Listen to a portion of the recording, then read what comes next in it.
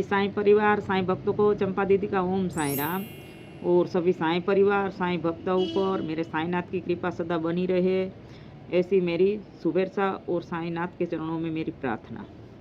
मैं आज एक साईं संदेश देना चाहूँगी कि साईं भक्तों, साईं परिवार जहाँ भी है, आप दिया अगरबत्ती में मत टाइम पास कीजिए। दिया अगरबत्ती से हमारा कुछ नहीं होने वाला है, और दिया अगरबत्ती में सिर्फ हमारा टाइम पास हो जाता है, और ऐसे करते करते करते सब कर रहे वही करते करते हमारी उम्र निकल जाती है।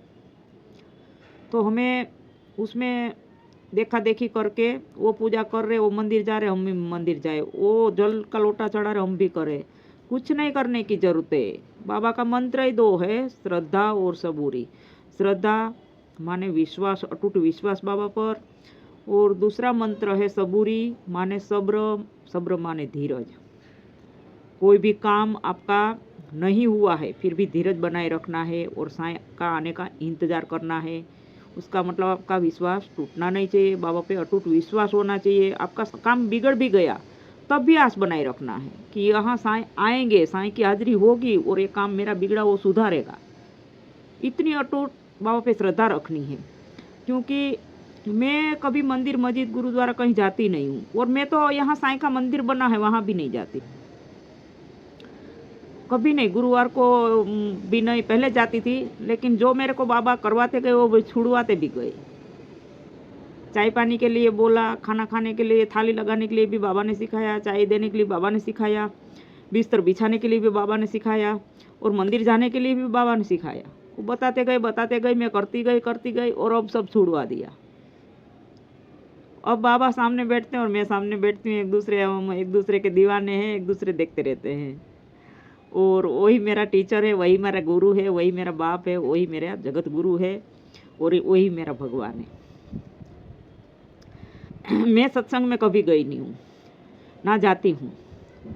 मैं ध्यान करती हूँ 1 घंटा 1.5 घंटा, पहले मैं 5-10 मिनट का ध्यान करती थी, और ध्यान भी मुझे नहीं करना आता। मुझे पूजा नहीं करनी आती तो ध्यान कहाँ से आएगा। ध्यान तो बहुत मतलब कठिन काम है वो। लेकिन ऐसे जाप भी मैं ऐसे करती थी कि कोई हंसेगा मेरे ऊपर, और कोई कोई वडील जैसे बात करते थे ना तो मैं सुनती थी कि भगवान हर एक को नहीं मिलते हैं। जो किसी का दिल साफ होगा ना, एकदम भोले दिल का होगा, उनका दिल साफ होगा, उन्हीं को भगवान का दर्शन होते, सभी को नहीं होते हैं। तो वो सुन के मेरे अंदर अंदर अंदर में परेशान रहती थी कि ऐसा इंसान मैं कहाँ ढूंढूं, साफ दिल वाला मुझे कहाँ मिलेगा, वो कौन होगा, कैसा होगा। ये मैं सोचती रहती थी, और कुछ पता ही नहीं है मुझे।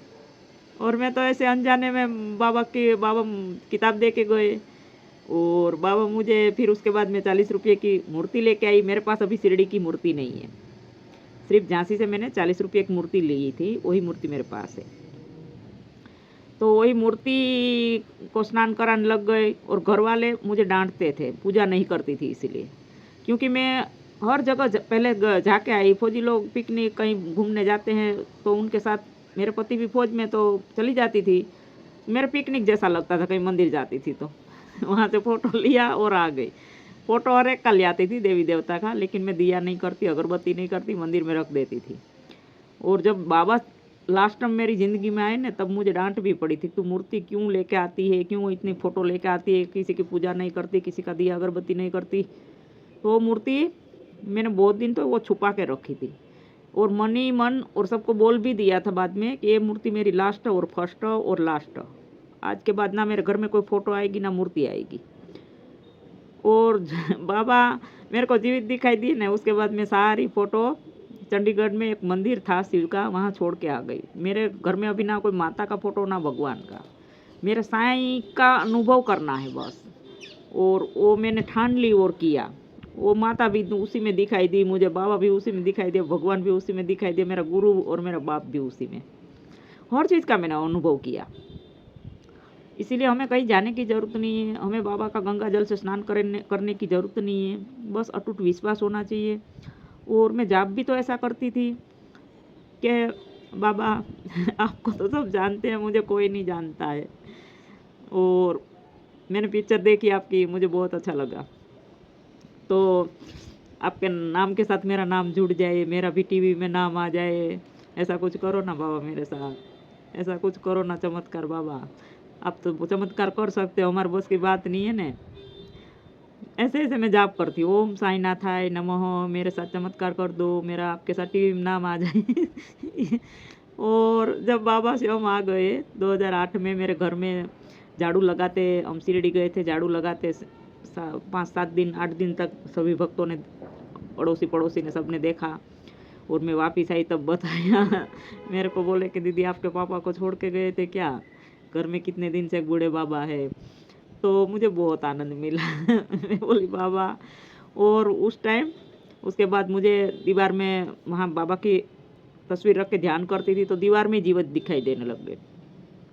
दीवार है ना, वो एक शीशे का रूप ले लेती है, और वहाँ मुझे वो शीशे से बाबा निकलते हैं, वो बाहर तुरंत ही, और जीवित स्वरूप मेरे सामने खड़े हो जाते हैं।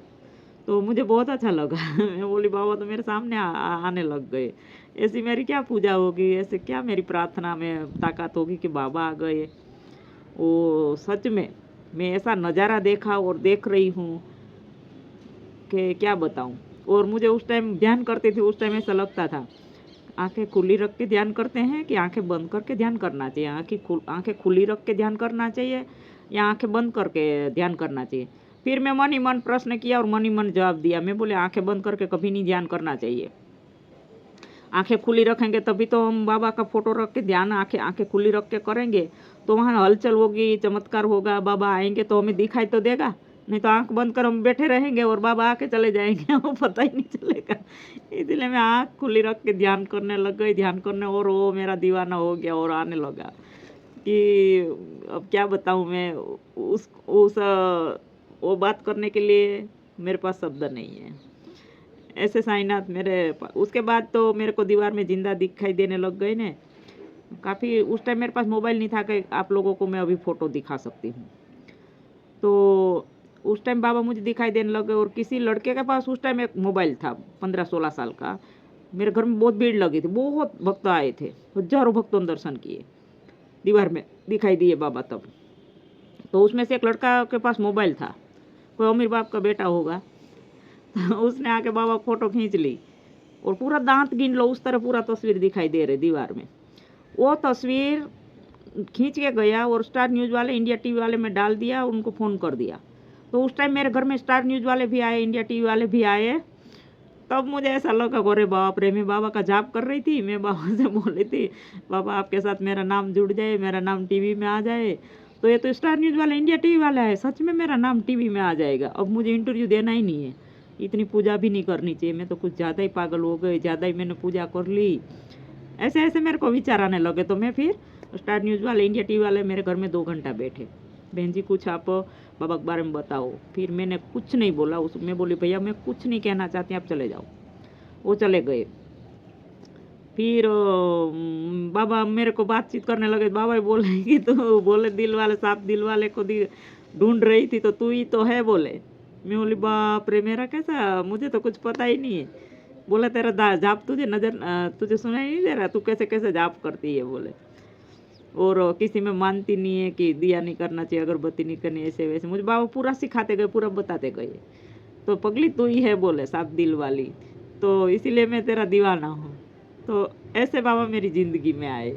तो सभी साईं भक्त और साईं परिवार, मेरा वीडियो ज़्यादा से ज़्यादा शेयर कीजिए, और ज़्यादा से ज़्यादा कमेंट कीजिए, लाइक कीजिए, सब्सक्राइब कीजिए। और शिरडी जाते हो तो प्लीज़ साईं भक्त, आप लाइन में, अभी ज़्यादा भीड़ रहेगी शिवरात्रि के टाइम, आप लाइन में लगते हो, धक्का मुक्की मत कीजिए। कोई भी साईं भक्त जाते हैं वहाँ बहुत धक्का मुक्की होती है, आगे पीछे बड़ी लोग होते हैं, बड़ी उम्र के लोग होते हैं, और उनको धक्का नहीं देना। वहीं उसी में हमारा साईं के दर्शन है, वही साईं है सब, ये साईं की भीड़ है, ये दुनिया है पूरी साईं है। तो हमें धक्का मुक्की करके जल्दी आगे नहीं जाना चाहिए। साईं वहाँ थोड़ा खड़ा मिलेगा, आप हर एक इंसान में साईं देखो, तो आपका वो साईं का मुलाकात हो गई समझ लो। और बाबा समाधि मंदिर तक जाए अच्छे से, और धीरज रखिए, सबूरी माने धीरज, धक्का मुक्की मत कीजिए, सब्र रखिए, अपना बारी का इंतज़ार कीजिए। और सर पे, लेडीज है तो सर पे चुन्नी रखिए, और जेंट्स है तो जेंट्स बच्चे सर पे रुमाल कुछ बांध लीजिए प्लीज़। हमारे साईनाथ सर पे कपड़ा बांध के बैठे और हम उनके बच्चे हैं, ऐसे नंगे सर जा रहे हैं।